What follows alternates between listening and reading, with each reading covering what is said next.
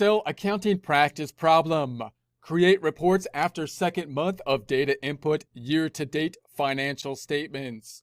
Get ready because we're about to excel. Here we are in our Excel worksheet. In prior presentations, we put together the worksheet from a blank sheet. Now we're continuing to enter transactions into it. If you have access to it, there's two tabs on down below, an example tab and a practice tab. The practice tab starting out where we left off last time. The example tab in essence being an answer key. Let's take a look at it now. In prior presentations, we've been entering 2 months of data into the system.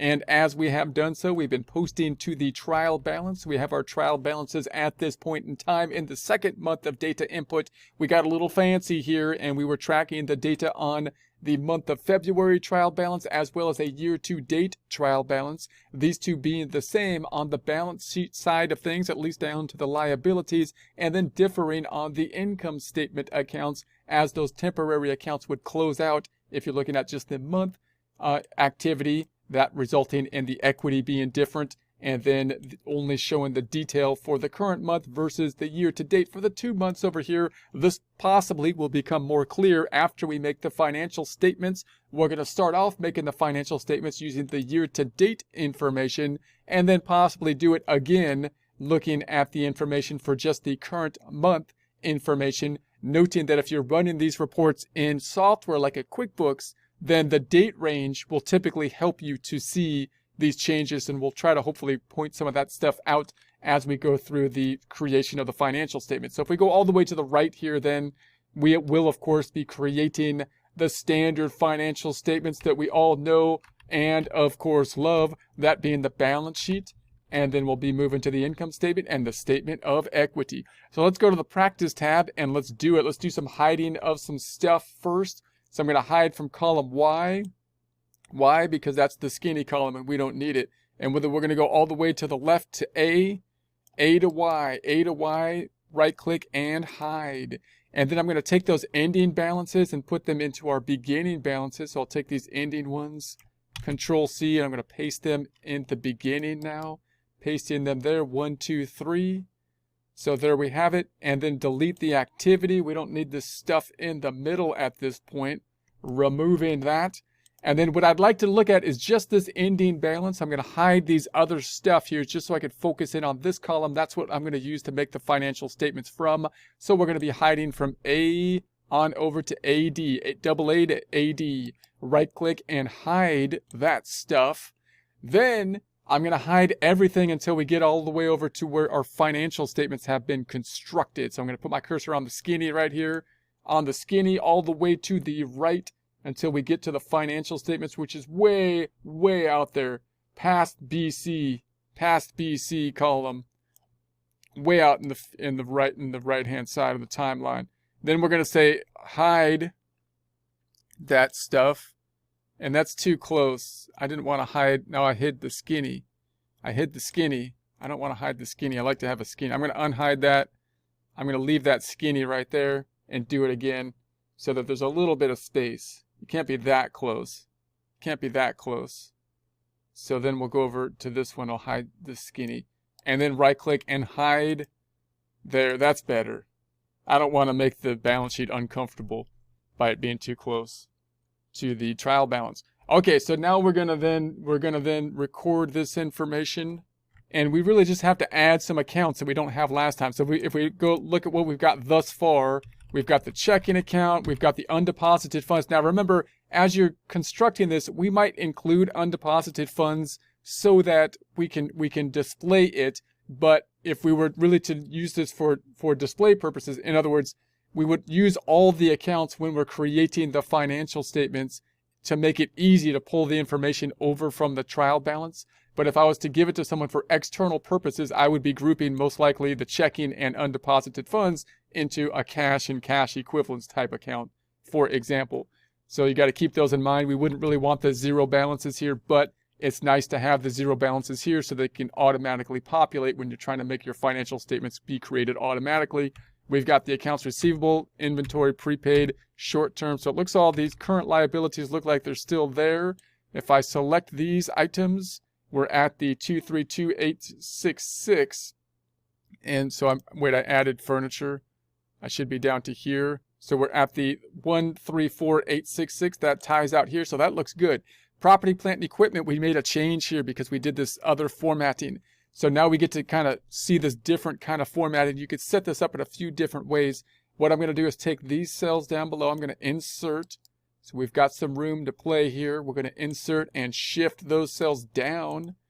And one way we can see this so it's still kind of compacted, I'm going to make this a little bit wider, is I might say, okay, here's the furniture and fixture. Now we've got the accumulated depreciation related to it right underneath it. Then we could put the book value on the right-hand side, or we can make another row saying this is the net book value. But I'm going to put it right on the right here because that's a little bit more compacted. It kind of messes up what we do a little bit because now I've got these in the outer column. So we might then think, well, I should have another column so that I can put the total in the next column over. But I'm just going to keep it like this to keep it. So there's one way that you can display it. I might indent this again to say that that's kind of like a sub account, and then this is the book value. So now we're saying that is the cost. Here is the accumulated depreciation, which you might put as a positive or negative number depending on how you want to display it. But it's going to be a subtraction to get to the book value of the $90,005. So $98,000 cost. We then have the accumulated depreciation of the 7.5 book value $90,005. Doing the same thing then for the machinery and equipment, new accounts that we have added for a bit more detail. So we have that, and we've got the accumulated depreciation. I'm going to indent that one a little bit more, alignment and indent, pulling in the numbers of the 5,000, and this one is simply 0, but I'll pull it in anyway. I don't need the underline on this one, ununderline the font group, and then that's going to be total, which is down here. So I have my total, so I got to bring that total back up, So I'm going to delete these two. These whatever six cells, right click and delete them, and then shift them up, and then I need my subtotal over here like I did with this one. So let's do our subtotals is the sum of these two. So this is the cost, this is our accumulated depreciation, book value. Obviously we don't have any accumulated depreciation yet, so we just have the book value, and then we'll pick up the sum of these two on the outer column, and that'll give us our 95,500, which we can double check by just selecting these and say, does that tie out correctly, 95,500? It does indeed. So that looks good. So we'll keep that there. And then we've got the total assets. Now the total assets, we kind of messed things up because now we don't have just the outer column because I've got this subtotal happening here. Let's put an underline under this one, font group and underline. So I got to do it this way. The total is going to be the total current assets plus the property, plant, and equipment. Enter. There's the 230,366. We can easily check that and add these up. 230,366 right there matches. So that looks, I'm pretty confident in that. Let's go to our liabilities. So the liabilities, we had accounts payable. We had the Visa. We got the loan. We got a second loan we got to add in here. So I'm going to add another loan. I'm going to select these cells and insert, right click and insert, shifting down, adding loan number 2, numero dos loan. Now this is another one where you might then, if I was to put this together for external purposes, just group them together as one loan amount, so that we can display it for external purposes. But I'm going to put them both in here so that we can basically see how the balance sheet can be constructed directly from the trial balance. If you were using something like a QuickBooks, then you might have set these up, say, in the GL, so that these would be sub-accounts of a parent account, which would simply be called loan payable, giving you the capacity and ability to enter a more detailed balance sheet showing you all of the accounts, as well as a more summarized balance sheet, collapsing those items into a one account. So you can get a little bit more flexibility with accounting software to allow you to show you the detail and collapse it, which is a little bit more difficult when using something like Excel. So I'm going to double click on it. Let's put a negative in front of it. So there we have our 5,000. And then we've got the payroll. Payroll is there, payroll liability. And so that looks good. And then the payroll, sales tax, and then we've got unearned revenue. Nothing's in unearned revenue, but I'm going to add it just in case something happens to it later. Again, you wouldn't want a zero balance if you were presenting externally, but if you want your balance sheet to be constructed automatically, it's nice to be able to add all the accounts to it so it will change and update. So let's do that. I'm going to right click on these items, insert, and shift down. So then let's add this one. This is going to be the unearned revenue. And then I'm going to say this is going to be negative because I've got to flip the sign, because if there was something in it, it would be a credit. And then I'm going to underline this. Let's put the underline, looks good there. Let's make this a little bit longer so we can see the activity. I got to add that to the total, even though it's 0, because I expect it to change later. And then I've got the long-term liability. I don't have anything in it yet, but I'm going to keep that as a placeholder for now. The current liabilities add up to that 82516. Does that tie out to these right here? The 82516, it does. That looks good. Total liabilities then adding up to the 82516. Equity, I'm going to first plug the equity this way by saying negative sum, which you could do very easily if you've got your trial balance set up this way, which I would call the correct way. But no, you could do it different. You could do your trial balance different ways. But if you do it this way, you could just negative sum up, and boom, you could double check your balance sheet nice and easily. We are indeed in balance here. So then let's do our income statement. Let's do our income statement. I'm going to do some more hiding. Let's hide this skinny. Hiding this skinny on over to the HG. Right click and hide. So now on the sales side of things, we had another account down here for the equipment rental. So we'll put that up top. And let's put that up top here. I'm going to insert, right click and insert, shift cells down. We've got equipment rental up top. Let's go ahead and add that dollar amount. I need a negative. It's got to flip the sign. It's flipping the sign. So we've got then the 2260. Looks good. We got to add that to the total. So the total down here needs to be including that amount. Cost of goods sold looks good. So we got the cost of goods sold in place. That's fine. And then the gross profit, subtracting those two out. So we can double check that by just selecting, for example, these four. 23157, 23157. And then this one, I'll just redo this one. I'll give myself a little bit more space and just re-input it. So I'm gonna move these down. I'm gonna drag it this time instead of cutting it. Just gonna drag it. And then I'm just gonna delete what I got right here. Let's just delete that. And then I'll just say this is gonna be equal to the first one after the cost of the goods that's sold, the internet expense. And then I'm just gonna copy it down till we get to utilities. So I'm just gonna say enter, copy that down, roger that, copy that down to utilities. And then we'll put the amount in and we'll copy that down. The amount of the internet, 180. Copy that down to the utilities. Copy that, roger out. And then we're gonna say font group and underline. And this is gonna be the total other operating expenses, and indent twice. Pull that to the, actually I already have that down here. I don't need to type that again. I'm just gonna pull this back up right there and then recalculate the total equals the sum of these three. There we have it. Now we got this one other category before we get to net income that I'm going to put on the bottom.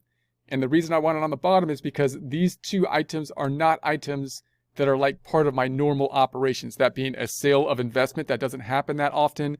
And the interest expense, we're going to say that's a financing charge, not really relates to exactly what we do. So I want to put them on the bottom of the income statement. I could do that with two other sections by calling it other expenses and other income. But I'm going to, since there's usually not that many of them, I'd like to kind of group them together in one other category, which I'm going to call other income and expenses.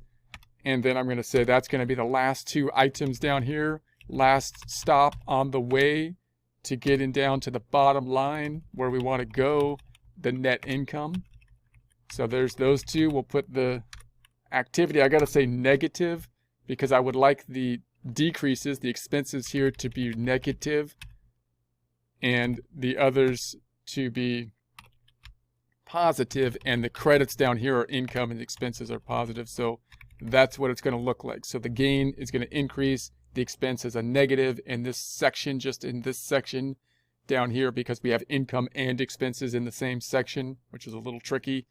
Alignment indent, and this is going to be total other income and expenses.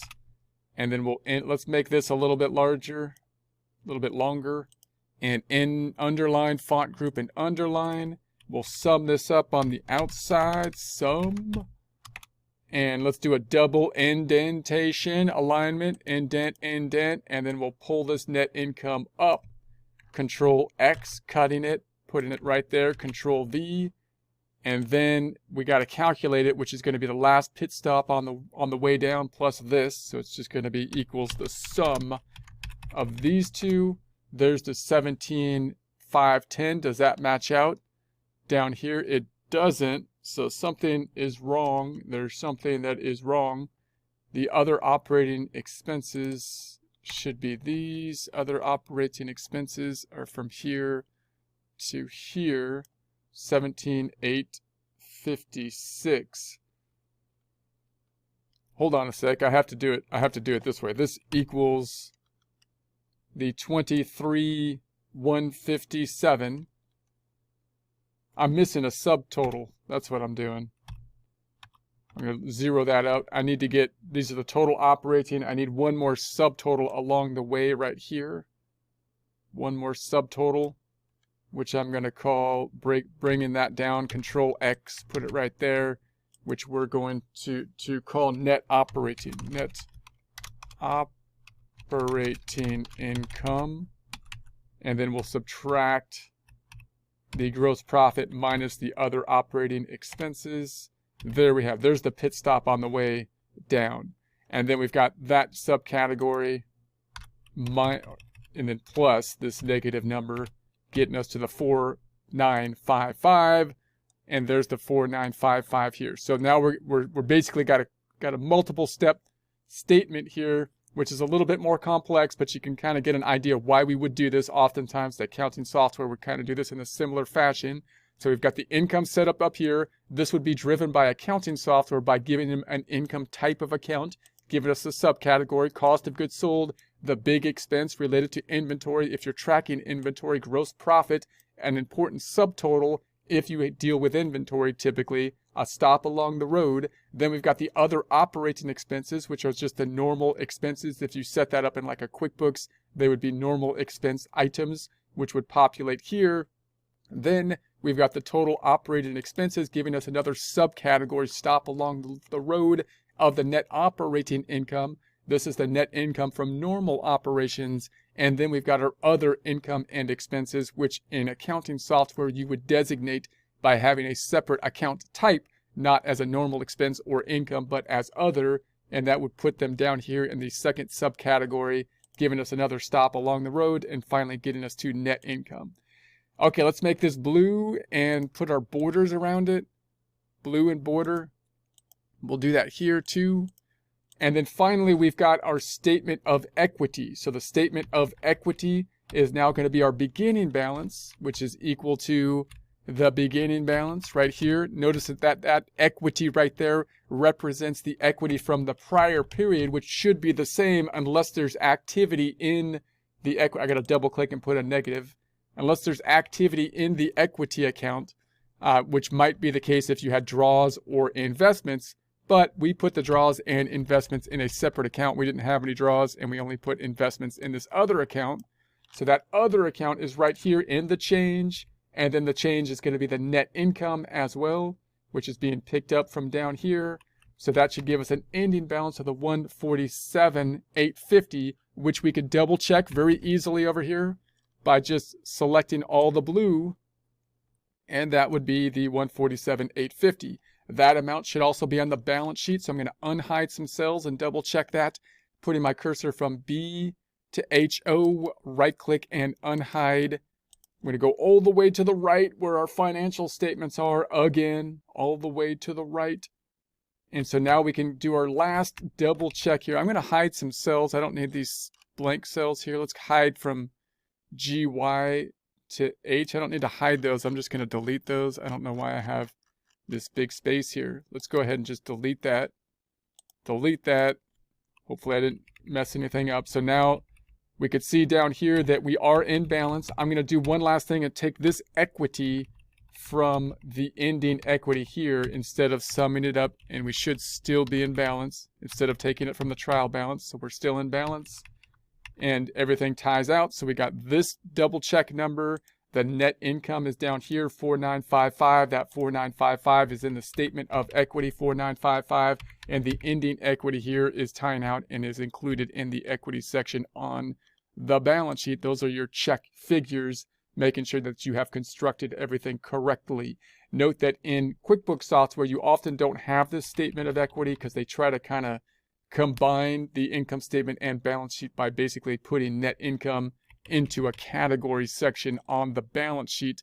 I think that's trying to give you a more simplified look. It has its pros and cons, but beware of that. You might see that in accounting software. Now we're going to do the same thing for just the month of February, and the balance sheet will in essence be much the same. We'll have a change from the income statement and the statement of equity, just looking at the activity instead of 2 months back, the year to date being 2 months, January and February at this point, to just 1 month back. So we're in the same point as of the point in time, balance sheet, but instead of looking 2 months back for the activity, the performance statement, income statement, we're going to look 1 month back just for February.